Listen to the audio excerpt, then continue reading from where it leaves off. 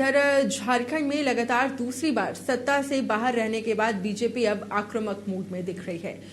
कोशिश हेमंत सरकार को घेरने की है और इसके लिए मुद्दा बनाया जा रहा है। भ्रष्टाचार और कानून व्यवस्था को इसी को लेकर पिछले दिनों बीजेपी नेता और कार्यकर्ता राज्य भर में सड़कों पर उतरे और प्रदर्शन किया। देखिए ये खास रिपोर्ट। साल हुए विधानसभा चुनाव में करारी हार के बाद बीजेपी हेमंत सरकार को घेरने की कोशिशों में जुटी है और सबसे बड़ा मुद्दा बनाया गया है भ्रष्टाचार का। 24 जून को बीजेपी कार्यकर्ता राज्य भर में सड़कों पर उतरे और प्रखंड स्तर पर प्रदर्शन किया। बीजेपी कार्यकर्ताओं ने सरकार के खिलाफ नारेबाजी की, आरोप लगाया कि बिचौलिए राज्य के खान खनीज को लूट रहे हैं, माफिया नदी का बालू बाहर ले जा रहे हैं और पुलिस स्थानीय लोगों को पकड़ रही है। अब वो आवास योजना में अधिकारी 25,000 रुपए तक का कमीशन ले रहे हैं और सरकारी नौकरियां बेची जा रही हैं। भारतीय जनता पार्टी ने इस राज्य का गठन कराया है।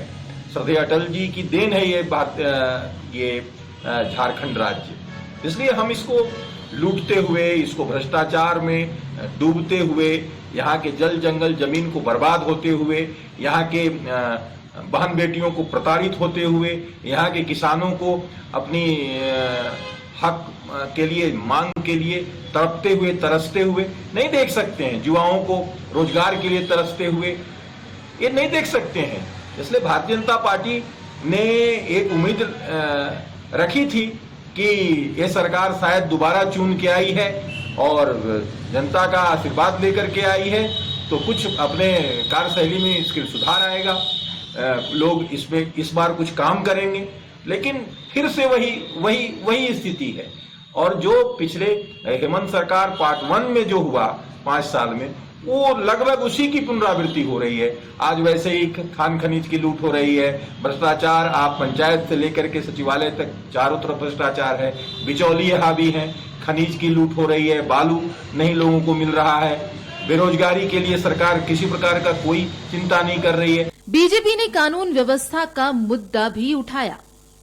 हाल के दिनों में हुई आपराधिक वारदातों का जिक्र करते हुए अपराधियों को बेलगाम बताया।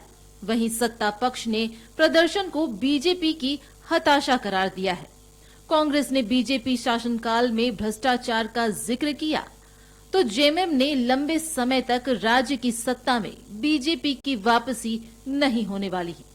पूरे भ्रष्टाचारियों को देश के प्रधानमंत्री अपने संरक्षण में पोषित कर रहे हैं और भारतीय जनता पार्टी भ्रष्टाचार की बात कर रही है। भारतीय जनता पार्टी का अगर सूची आप उठा के देखें तो भारतीय जनता पार्टी में कई भ्रष्ट मुख्यमंत्री हैं, जिसको प्रधानमंत्री ने, देश के गृह मंत्री ने, भारतीय जनता पार्टी के राष्ट्रीय अध्यक्ष जेपी नड्डा ने भ्रष्टाचारी का प्रमाण पत्र दिया है।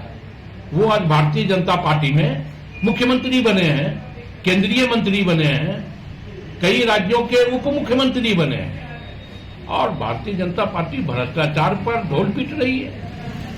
हमें यह लगता है कि भ्रष्टाचारियों को संरक्षित करके पोषित करने का काम भारतीय जनता पार्टी करती है। हमारी सरकार में पूरी तरह जीरो टॉलरेंस की नीति पर काम हो रहा है। अगर किसी भी पदाधिकारी के ऊपर भ्रष्टाचार का दाग लग रहा है तो सीधा जांच में के दायरे में वो आ रहे हैं और ये कई उदाहरण हैं हमारे शासनकाल के। तो चूंकि जनता से अब ये नकारे जा चुके हैं, जनता के बीच जा नहीं सकते, तो क्या करेंगे? बेरोजगारी में है। देखिए, हम बीजेपी के प्रति उत्तरदायी थोड़े ही हैं। बीजेपी का आक्रोश हो सकता है, उनको ये एहसास हो चला है कि आने वाले 20 वर्षों तक, कम से कम 20 वर्षों तक यहाँ पॉलिटिकल नो वैकेंसी है। बहुत लोग मुंह में तेल लगा के बैठे हुए हैं कि शायद अगली बार 4-5 लोग आपस में लड़ रहे हैं, रघुवर जी हो गए, बाबूलाल जी, अर्जुन मुंडा जी, खैर छोड़ी, वो तो यहाँ नो वैकेंसी है, तो आक्रोश होना स्वाभाविक है।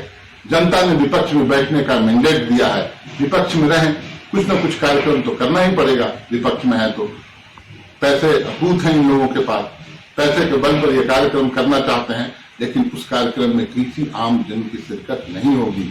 कुछ कार्यकर्ता जुटेंगे, पैसे चूंकि पार्टी हेडक्वार्टर से पैसे जाते हैं कार्यक्रमों के लिए तो वारा न्यारा होता है, उस लिहाज से कुछ लोग जुट जाएंगे।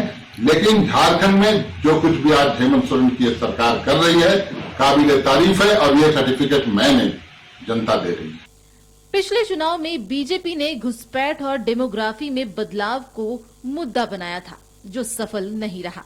ऐसे में अब कोशिश है राज्य सरकार की नाकामियों को उजागर करने की, ताकि जनहित के मुद्दों पर लोगों को अपने साथ जोड़ा जा सके और सरकार पर दबाव बनाने के साथ संगठन को धार दी जा सके।